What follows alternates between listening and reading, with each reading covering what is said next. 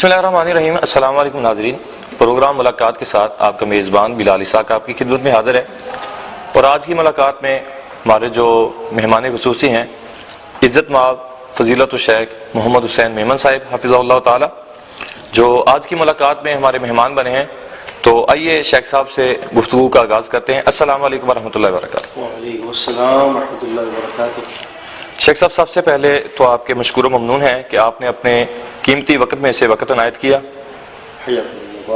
تو شیخ صاحب، پروگرام کا آغاز کرتے ہیں، سب سے پہلے اپنا مختصر تعارف کروا دیں۔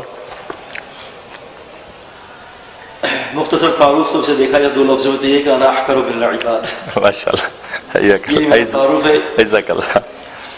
اور جہاں تک فی الحال عمومی طور پر جو تعارف ہے وہ یہی ہے کہ کراچی کا رہائشی ہوں اور اپنی دینی اور دنیاوی تعلیم جو ہے وہ کراچی سے ہی حاصل کیا ہے۔ باقی دنیاوی تعلیم کے دوران یہ تڑپ ہوئی کہ دین کو حاصل کیا جائے، تو اللہ تعالیٰ نے اسباب بنا دیے، اور اسباب کے بعد پھر الحمدللہ اللہ تعالیٰ نے دین کی طرف جو ہے وہ موڑ دیا، یعنی سمجھے یو ٹرن اللہ تعالیٰ نے دلا دیا، اور اصلیت کی طرف، اصل کی طرف اللہ تعالیٰ لے آئے۔ تو پھر الحمدللہ کچھ مدارس سے تعلیمات حاصل کی اور کئی استفادے کیے۔ پھر لائبریری کا شوق تو اس قدر جنون کی حد تک کہ کہتے ہیں کہ کچھ کھانا پینا میسر ہو کہ نہ ہو، کتاب ہونی چاہیے۔ جی، تو شیخ، خاندان جو ہے اس کا مختصر تعارف کروا دیں کہ کیا آپ ہی خاندان میں ایک عالم ہیں یا آپ سے پہلے بھی کچھ گزرے ہیں یا ابھی موجود ہیں؟ میرے خاندان جو ہے میمن کاسٹ ہے میری جی، اور میمنوں کے اندر تو آپ کو پتہ ہے کہ کس رجحان کے لوگ ہوتے ہیں، جی جی بالکل، بریلویزم سے بہت زیادہ متاثر ہوتے ہیں۔ اور دوسرا ہے کہ نہ ہی میرے ننیال میں، نہ ہی میرے ددیال میں، اور نہ ہی سسرال میں کہیں پر بھی علم کا ذوق و شوق رکھنے والا کہیں بھی نظر نہیں آتا۔ یعنی یوں سمجھنے کہ خالصتاً ذالک فضل اللہ یؤتیہ من یشاء واللہ ذو الفضل العظیم، خالصتاً اللہ کا مجھ پر یہ احسان ہوا ماشاءاللہ کہ مجھے اللہ نے چنا اپنی رحمت کے ساتھ۔ تو شیخ، دینی تعلیم جو ہے وہ کس مدرسے سے حاصل کی؟ ابتدائی تعلیم جو ہے وہ دراصل میں اہل الحدیث ہونے سے پہلے جو ہے وہ دیوبند کے مدرسے سے پڑھا تھا۔ پھر اس کے بعد وہاں سے آنے کے بعد پھر مدرسۃ الاسلامیہ کراچی میں تھا، ختم غالباً ہو گیا ہے، وہاں سے ابتدائی تعلیم حاصل کی تھی۔ پھر کچھ عرصہ جو ہے وہ جام بکر کے اندر، کراچی کے اندر ہے، وہاں پر وقت گزارا، استفادے کیے۔ پھر اس کے بعد میں نے دیگر جگہوں پر بھی جا کے استفادے کیے، سعودیہ کے اندر بھی کبار علماء سے استفادے کیے۔ الحمدللہ اب آپ کے سامنے ابھی تعلیم جو ہے وہ آپ کی کتنی ہے؟ انٹر سائنس جو ہے نا وہ تھا، آگے بڑھنے کا ارادہ تھا، MBBS کرنے کا ذوق تھا، شوق تھا اور رجحان تھا، لیکن جب دیکھا کہ اس سے بہت بڑی عظیم قسم کی تعلیم موجود ہے جس میں جو ہے وہ حیاتی ہے دنیا اور آخرت کی، تو پھر میں نے اس کو ترک کر دیا اور اس کو قبول کیا۔ ماشاءاللہ۔ شیخ، ڈاکٹر ذاکر نائک صاحب کے تلامذہ میں آپ کا شمار کیا جاتا ہے، ان سے کیسے موقع ملا تعلیم حاصل کرنے کا؟ اس کے دو سبب ہیں۔ اس میں پہلا سبب تو یہ کہ جہاں تک ملاقات لقاء کا تعلق ہے تو لقاء نہیں ہو سکی، کیونکہ وہ جو ہے وہ ہندوستان میں رہتے تھے، 2007 اور 2008 کی بات ہے، اور اس وقت پاسبل نہیں تھا کہ میں ادھر جاؤں، حالات کے پیش نظر آپ کو معلوم ہے۔ تو ہم نے باقاعدہ ان کا فارم فل کیا اور باقاعدہ ہم نے ان سے پھر ٹیلی فون کے ذریعے، موبائل تو اس وقت اتنے زیادہ نہیں ہوتے، ٹیلی فون کے ذریعے رابطے ہوتے تھے، اور ان کے ایک سیکرٹری ہوتے تھے مقبول بھائی، ان سے ہماری بات چیت ہوتی تھی۔ پھر ہم نے باقاعدہ فارم فل کیا اور پھر میں نے ان کے اس طرح سے جو ہے انٹرنیٹ کے ذریعے سے تعلیم حاصل کی۔ پھر ملاقات کے کافی ذریعے بہانے بھی بنے، انہوں نے بلایا بھی پھر مجھے، اور الحمدللہ میری کتاب ان کے ریسرچ سینٹر کے اندر بھی موجود ہے، ماشاءاللہ، پڑھائی جاتی ہے ماشاءاللہ، اسلام کی مجرم قوم کے نام سے۔ تو شیخ، دور حاضر میں اور کیا کیا مصروفیات ہیں؟ جیسے کہ آپ چیئرمین دائرہ تحفظ حدیث فاؤنڈیشن پاکستان کے چیئرمین بھی ہیں، تو اس کے علاوہ کیا کیا مصروفیات ہیں، اور یہ جو ادارہ تحفظ حدیث ہے اس کا قیام کب آیا اور اس کے مقاصد جو ہیں وہ کیا ہیں؟ دیکھیں، دو ادارے ہیں میرے پاس، ایک یہ ریسرچ سینٹر ہے تحفظ حدیث فاؤنڈیشن، اور دوسرا خواتین کا ادارہ ہے جو میری اہلیہ الحمدللہ جزاک اللہ خیرہ وہ چلا رہی ہیں، اصلاح النساء اسلامک ایجوکیشن سینٹر کے نام سے، وہ بھی کراچی میں، اور الحمدللہ اس میں بھی خواتین کے لیے دینی تعلیم اور دنیاوی تعلیم دونوں کا بندوبست ہے. ادارے کے اندر دراصل یہ ریسرچ سینٹر ہے کمپیریٹو ریلیجنز، اور جتنے بھی ایشوز اسلام کے خلاف، چاہے وہ قرآن کے خلاف ہوں، حدیث کے خلاف ہوں، یا نبی کریم صلی اللہ علیہ وسلم کی ذات کے خلاف ہو، ہم اس کا جوابات دیتے ہیں. اگر تحریری شکل میں کوئی جو ہے وہ اعتراض آتا ہے، ہم تحریری شکل میں دینے کی کوشش کرتے ہیں. اگر کوئی لیکچر کی صورت میں ہوتا ہے تو پھر ہم کوشش کرتے ہیں کہ اپنی اسپیچ کے ذریعے ریکارڈ کروا کے یوٹیوب پر، فیس بک پر، یا جتنے دوسرے جو ہے وہ ذرائع ہیں ان کے ذریعے ہم جواب دینے کی کوشش کرتے ہیں. ماشاءاللہ.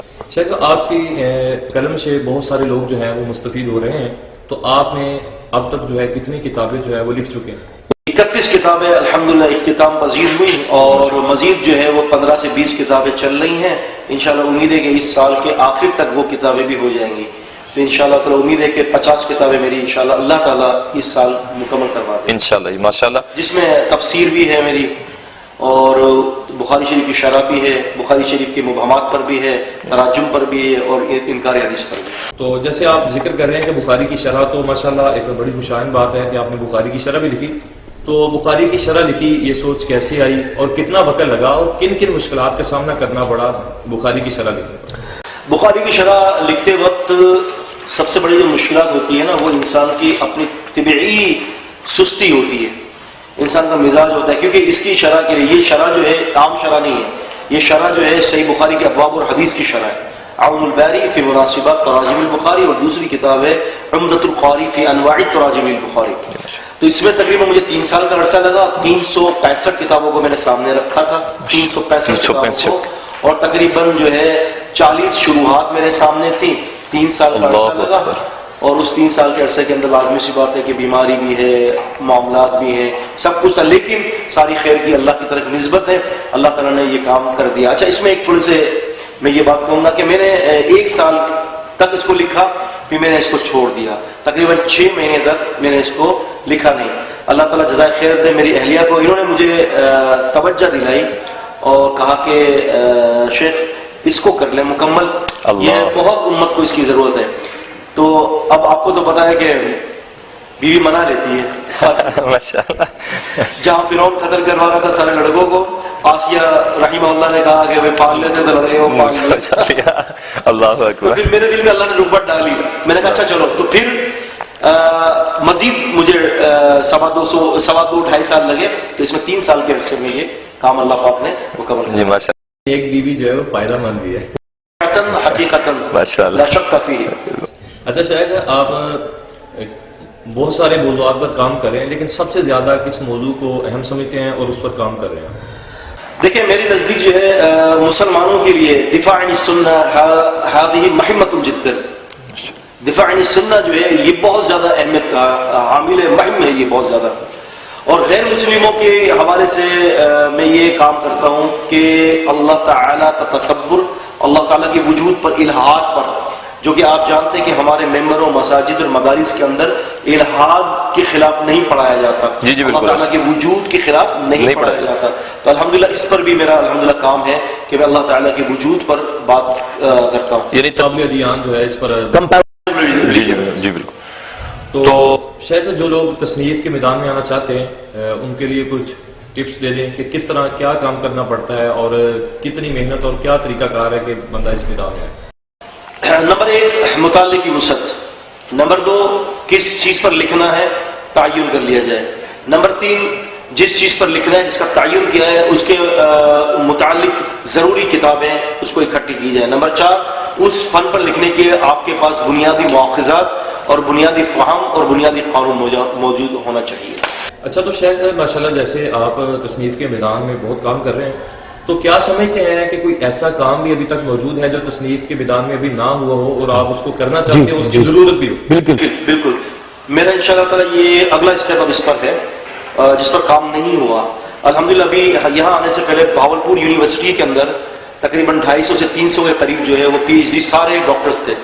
ان کو میں نے ایک جہود بتائی. یہاں آپ کو بھی ایک نئے کام کی جہود بتا دیتا ہوں. وہ یہ ہے کہ سابقہ کتابوں کا احیاء جو ہے وہ حدیث کے ذریعے ممکن ہے. یہ اس وقت مستشرقین اورینٹلسٹ ہو گئے یا کرسچنز علماء ہو گئے، وہ کوشش کر رہے ہیں کہ بائبل کو اثر نو زندگی بخشی جائے، تو یہ ممکن نہیں ہے ان کے لیے۔ ایک ہی طرف سے ممکن ہے کہ قرآن و سنت کے اندر جو بیانات موجود ہیں ان کو جمع کیا جائے تو سمجھ لیا جائے کہ یہ ذریعہ ہے ان کتاب کو کچھ نہ کچھ حد تک احیا کرنے کا۔ تو جہاں بھی قرآن و حدیث کے اندر سابقہ کتابوں یا سابقہ نبیوں یا سابقہ نبیوں پر جو وحی اتری ہے اس کے بارے میں جو بیانات ہیں میں اس کو کوشش کر کے ایک جگہ جمع کرتا ہوں۔ تو شاید ماشاءاللہ سے آپ کی لائبریری کے بارے میں پتہ چلا کہ ماشاءاللہ شہاد کمروں پر مشتمل ہے، تو اتنا جو لائبریری کا شوق تھا، کتابوں کا شوق تھا، وہ کیسے آیا، اور اس وقت آپ کی لائبریری میں جو ہے کتنی مالیت کی کتابیں پڑھی ہیں؟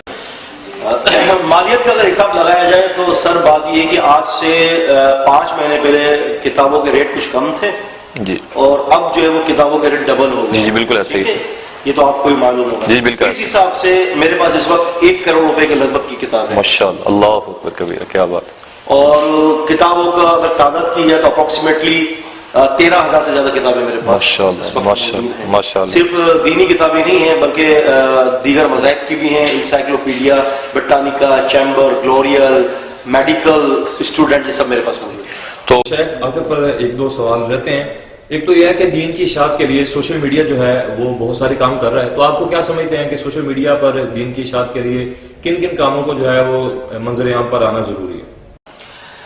سوشل میڈیا ہر بندہ استعمال نہ کرے کیونکہ اس کے اندر شر بھی بہت زیادہ ہے۔ جی بالکل ایسے، ٹھیک ہے، اہل علم جو رسوخ والے ہیں وہ سوشل میڈیا کو استعمال کریں، اور نیت اپنی تشہیر اور اپنا پرچار نہ ہو، نیت یہ ہو کہ اللہ تعالیٰ کے دین کی تشہیر ہو، اللہ تعالیٰ کا پرچار ہو، اس کے دین کا ہو، کیونکہ اس وقت between Islam and other religions جو ہے ایک بہت بڑی وار ہے اسلام اور میڈیا کی، تو لہذا جو ہے وہ اس حوالے سے کام کرنا چاہیے، لیکن ایک حد تک اس کو ہر چیز میں نہیں شامل کرنا چاہیے۔ تو جیسے آپ کا آج بھی ایک درس تھا، تو طلباء کے طرف سے ایک سوال ہے کہ مقالہ جات وہ لکھتے ہیں، تو مقالہ جات لکھتے وقت جو تحقیق ہے تو طلباء جو ہے وہ کس آسان طریقے کے ساتھ وہ تحقیق کر سکتے ہیں؟ کس چیز کی تحقیق؟ مقالہ جات جو لکھے جاتے ہیں مدارس میں نے بتا چیزیں بتائی ہیں کہ اس کی تحقیق کے لیے کہ پہلے جو ہے نا کسی سبجیکٹ کو جو ہے نا سلیکٹ کیا جائے،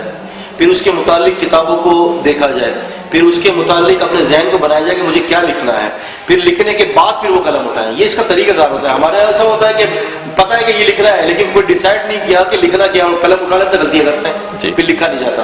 جی تو آپ ماشاءاللہ سے پنجاب آئے، اور پنجاب آنے کے بعد آپ فیصل آباد تشریف لائے، اور فیصل آباد کے بعد آپ اس ہمارے مادر علمی کلیہ دارالقرآن والحدیث جو ام المدارس ہے، تو یہاں پر تشریف لائے۔ یہاں پر آنا، یہاں کے لوگوں سے ملنا آپ کو کیسا لگا؟ ماحول کیسا لگا؟ ممتاز لوگ ہیں، ممتاز اساتذہ ہیں، آپ لوگ بھی ممتاز ہیں، شکراً مبارک۔ آپ بلکہ تو میں کہوں گا آپ سے مل کے بھی مجھے بڑی خوشی ہوئی، بھائیوں سے بھی مل کر، دوسرے طلباء سے بھی، اور اساتذہ تو پھر اساتذہ ہوتے ہیں، خصوصاً ہمارے جنہوں نے مجھے مدعو کیا ہے یہاں کے استاد ہیں فاضل مدینہ یونیورسٹی شیخ محمد حسین سردار صاحب حافظ اللہ تعالی ورعہ، تو میں ان کا مشکور بھی ہوں، اور مجھے بہت اچھا لگا ہے جامعہ کا سسٹم اور یہاں کا سارا تعلیمی نظام۔ بارک اللہ فیکم، جزاکم اللہ خیر، حیاکم اللہ، اللہ تعالیٰ اس ادارے کو تا قیامت جاری اور ساری رکھے۔ تو آخر پر ایک اور سوال کروں گا، یہ آخری سوال ہے ہمارا، کہ جس طرح سے دین کی اشاعت کے لیے بہت سارے سوشل میڈیا کے اوپر چینلز کام کریں، اسی طرح ہمارا ایک چینل ہے الحر میڈیا کے نام پر، تو یہ بھی ان سرگرمیوں میں شامل ہے، تو ان کے لیے کچھ مفید نصائح جو ہیں وہ ارشاد فرما رہے ہیں۔ میڈیا کے حوالے سے کوشش کریں کہ الہات پر ریکارڈنگ کروائیں، اور الہات کے اوپر اور انکار حدیث کے اوپر آپ یہ خوب ریکارڈنگ کروائیں، اور الہات پر اور انکار حدیث پر اتنا میٹیریل جمع کریں کہ لوگ آپ کی طرف مراجعت کریں۔ جس طرح سے اصل کتاب کی طرف مراجعت ہوتی ہے، اس طرح سے لوگ آپ کے چینل کی طرف جو ہے وہ مراجعت کریں کہ یار الہات کے خلاف اور انکار حدیث کے خلاف جو ہے وہ یہاں سے ہمیں مواد ادھر سے ملے، ادھر سے ملے گا مواد کو جو اچھا ایک ساتھ میں یہ بات آپ ان کو بلائیں کہ جو جس فن پر جو ہے نا تخصص کیا ہوا ہو، اسپیشلائزیشن ہو جس کی، تو تاکہ اس کی بات میں وزن جس فن کے اندر وہ مہارت رکھے، ان کو اس فن کے لیے بلائیں۔ ایسا نہ ہو کہ ایک بندہ جو ہے وہ حدیث پڑھانے والا ہو اور آپ نے اس کو الہات کے اوپر بات کروائی تو وہ شاید کما حق کو بات نہیں کر سکتا، یا وہ اس طریقے سے ہے لوگوں کو سمجھا نہیں سکتا کہ جو اس کا حق ہے۔ بالکل ایسا ہی ہے۔ تو آخر کے اوپر ہم شیخ کے پھر مشکور و ممنون ہیں کہ شیخ صاحب نے ہمیں اپنی وقت میں سے وقت عنایت کیا، تو انشاءاللہ نئی ملاقات کے ساتھ حاضر ہوں گے۔ اللہ حافظ۔